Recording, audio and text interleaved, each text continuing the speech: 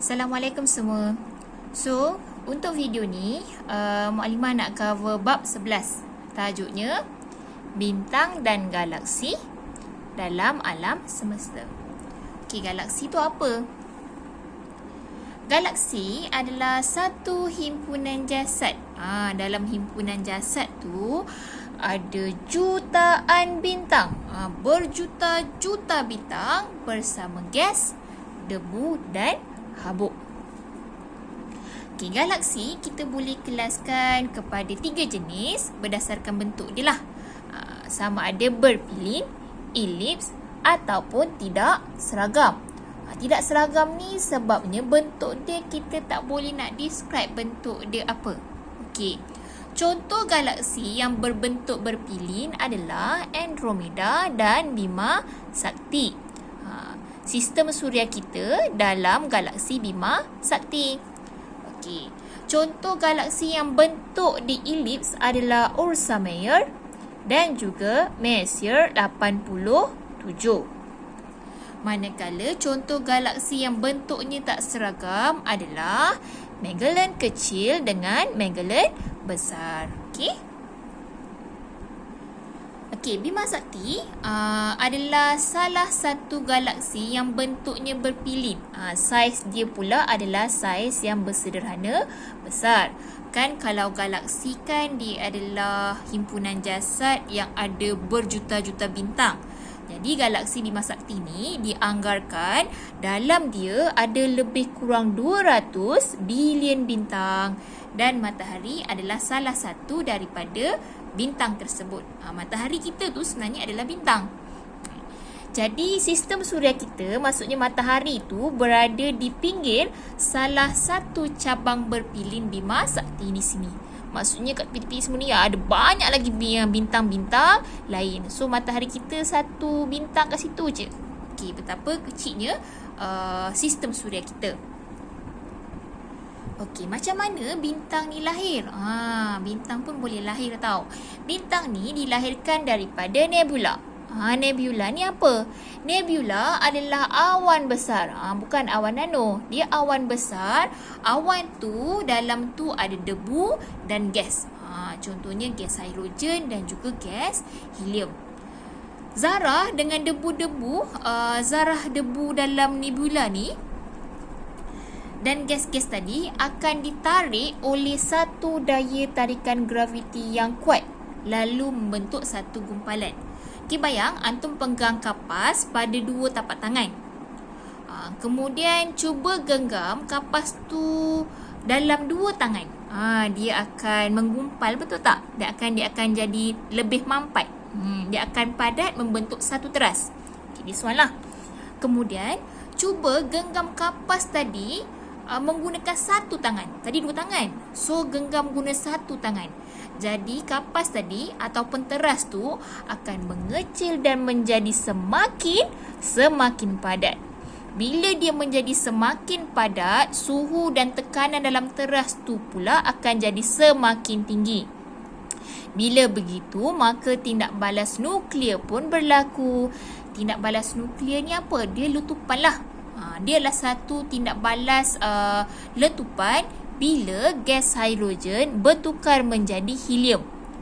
Oleh kerana tindak balas ni adalah tindak balas yang membebaskan banyak haba dan tenaga, maka teras tu akan bersinar. Masa itulah kita kata satu bintang berjaya dilahirkan. Bintang yang baru lahir kita panggil sebagai bintang muda. So, bintang muda ni akan berkembang lah sama ada membentuk bintang yang bersaiz sederhana macam matahari kita ataupun menjadi bintang yang besar. Okey, contoh macam ni lah. This one nebula. Nebula ada awan-awan tadi kan. Bila dia tertarik oleh daya tarikan graviti, dia akan mengecut, termampat, padat. Lepas tu berlaku tindak balas nuklear, iaitu pertukaran hidrogen kepada helium. Kemudian dia akan bersinar, akan membentuk bintang bersaiz sederhana, contohnya matahari, bintang besar ataupun bintang super besar. Okey, tu dah lahir. Walau bagaimanapun, kelama-lamaan haba yang terbebas tu akan menyebabkan lapisan luar bintang ni, lapisan hidrogen pada lapisan luar bintang ni akan terbakar. Bila dia terbakar, dia akan mengembang membentuk raksasa merah. Nampak ni raksasa merah. Raksasa merah, kalau bintang yang asal tu bersaiz sederhana, dia akan mengecut membentuk kerdil putih. Dia setawan dah arwah lah. Maksudnya dah mati, kerdil putih.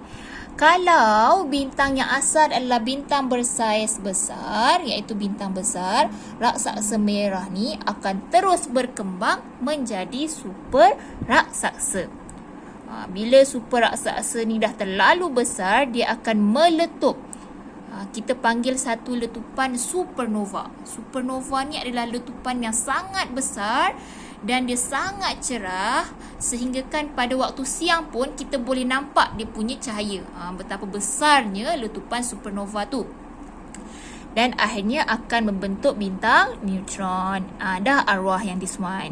Tapi kalau bintang yang asal tu adalah bintang super besar, bila dia meletup, supernova ni dia akan membentuk lohong hitam. Lohong hitam ni adalah satu lohong hitam ni dia tak akan membenarkan satu jirim pun terlepas melaluinya. Bahkan cahaya pun tak boleh nak lalu sebab dia akan tarik semua benda masuk ke dalamnya. Maksudnya tarikan graviti dalam lohong hitam tu sangat-sangat kuat. Jadi kalau cahaya pun tak boleh lalu, bayangkanlah betapa gelapnya di situ. Okey, this one supaya lebih jelas. Dalam gugusan galaksi ada kumpulan galaksi. Dalam kumpulan galaksi ada galaksi Bima Sakti. Dalam galaksi Bima Sakti ada sistem suria kita. Dalam sistem suria kita ada bumi. Dalam bumi ada manusia. Okey, kalau kita patah balik, manusia hidup di bumi. Bumi dalam sistem suria. Sistem suria dalam galaksi Bima Sakti. Galaksi Bima Sakti dalam kumpulan galaksi. Kumpulan galaksi dalam gugusan galaksi. Gugusan galaksi berada di alam semesta. Okey, faham?